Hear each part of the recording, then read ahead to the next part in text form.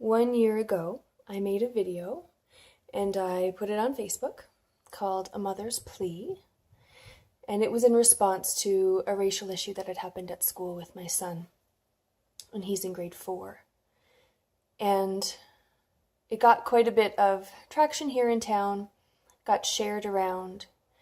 And I saw the event leading up to it yesterday got shared on my Facebook memory. So thank you, Facebook, for bringing that back up and allowing me to reflect on it and on how much has changed in a year.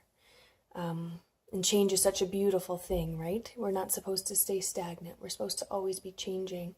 And I really feel like everything that happened last year and what happened a year ago today was a big part of how our family has changed. And so I figured I'd come back on and give you a little update. Looking back on that video, it's funny because you can barely hear me in it, right? It was early in the morning. I was tired. I was sad.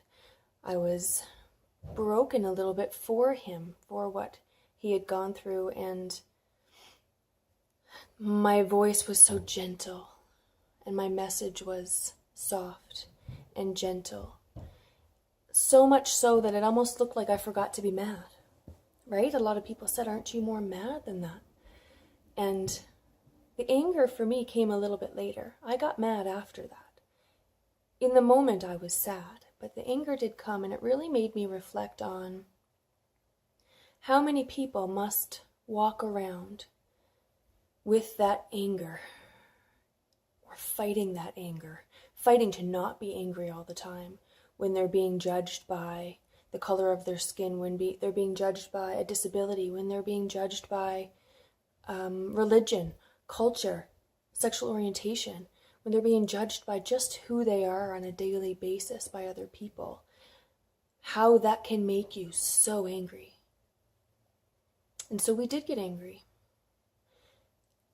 But from that came a beautiful thing.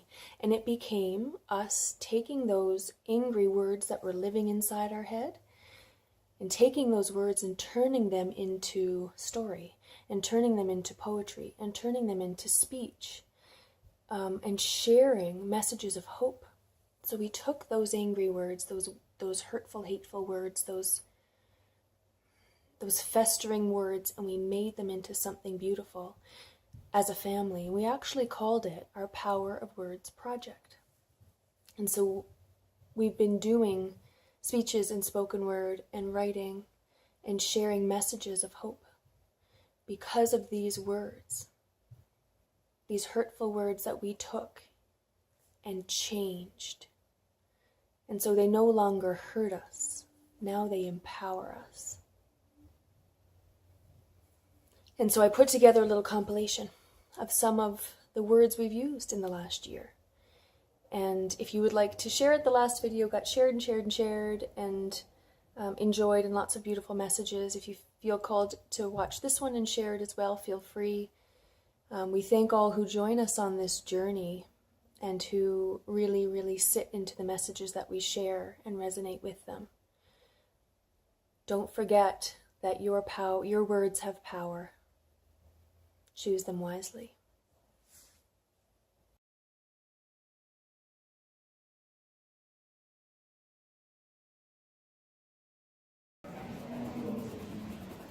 Last year, my son, on his way to the bathroom at school, was blocked from entering. And when he asked, "Why can't I come in?"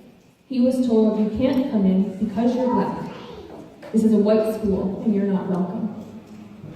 He was 8. 2 months ago, he once again found himself defending his skin color, his brother's skin color, his dad's skin color, from racial jokes being told at the lunch table.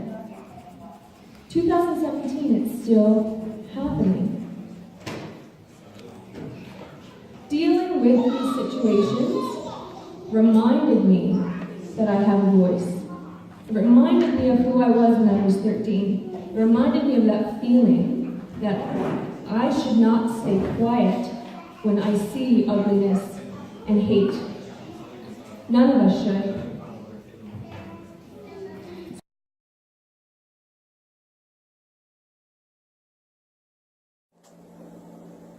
You say that when you look at me, you cannot see my color. You say that when you see me, you see a boy like any other. But why is that? How is it so when you look upon my face? You see my eyes, you see my smile, but you cannot see my race. See me for all that I am, skin color included. To understand all it means, walk through life no longer deluded. When you say that you are colorblind, I understand your meaning. You see me as an equal soul, just a regular human being. But the blindness also takes away from knowing me front to back. How can you understand my struggle when you can't see me as black? The world has not yet been healed. The voice of hate is strong. When you look at me, please see my skin. Just don't see it as wrong.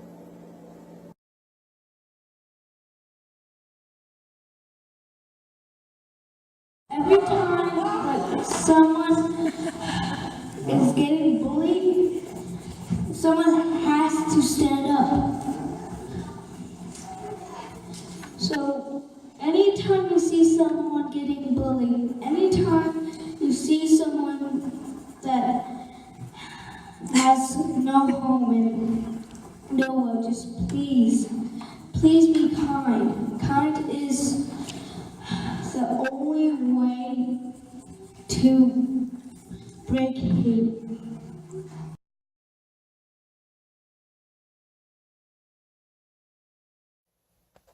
I wonder if this was the vision when the earth began. Did we read the signs all wrong? Did we misunderstand? I can't imagine that this reality was how it was meant to be. People destroying each other, the earth, the air, breaking everything we see.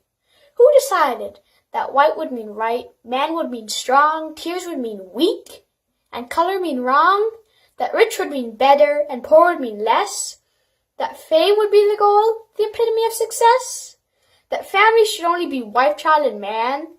That love would be judged if it didn't follow God's plan? We've screwed up. We've messed up. We've made too many mistakes. We can no longer ignore this. Too much is at stake. No gender, love knows no race. The Lynch family, who've experienced racial intolerance, made special shirts showing their support. When the words of hate get loud, we want to make sure our words of love are louder. It's love that wins the war here. It's love that sets us free. May I be loved. May I be safe. May I be healthy. May I love myself just the way I am. May you be loved. May you be safe. May you be healthy. And may you love yourself just the way you are. Namaste. Namaste.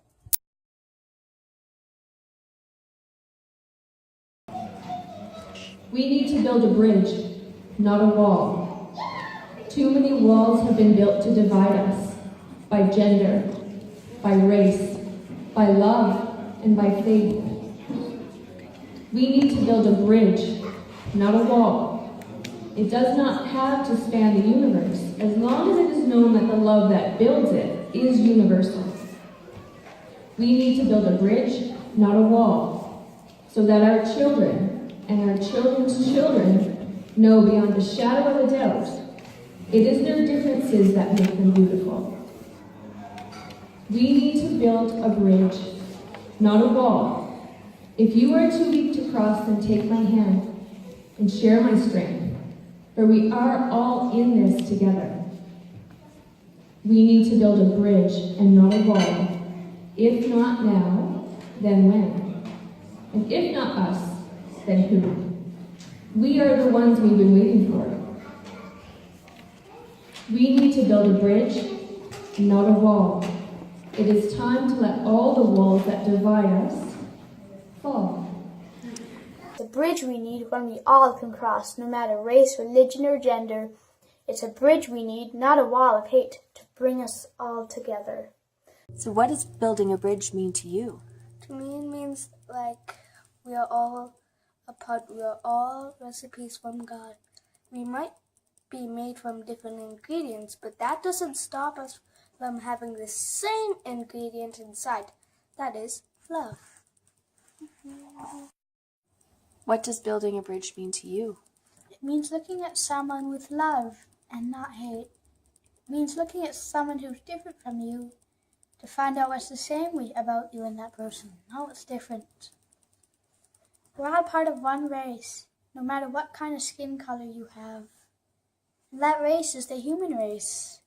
I think it's time we broke down our walls and let us focus on our connections. Is it me? Am I nuts? Have I lost my mind? When I say this, all needs to end. How many people must die?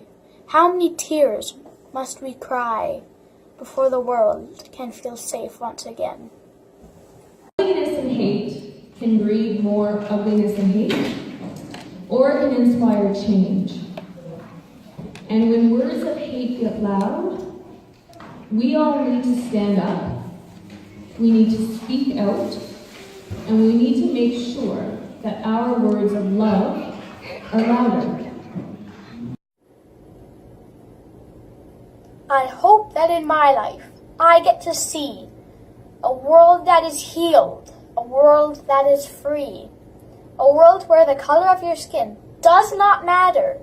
The color of your soul will be what we are after. A world where the woman will no longer fear that a man will destroy all that she holds dear. A world where our gods will no longer divide us, since we all carry the same love way deep down inside us. A world where Me Too, Black Lives Matter, and Time's Up no longer need saying because we've said it enough. A world where our leaders finally do understand that a unified world is the best master plan.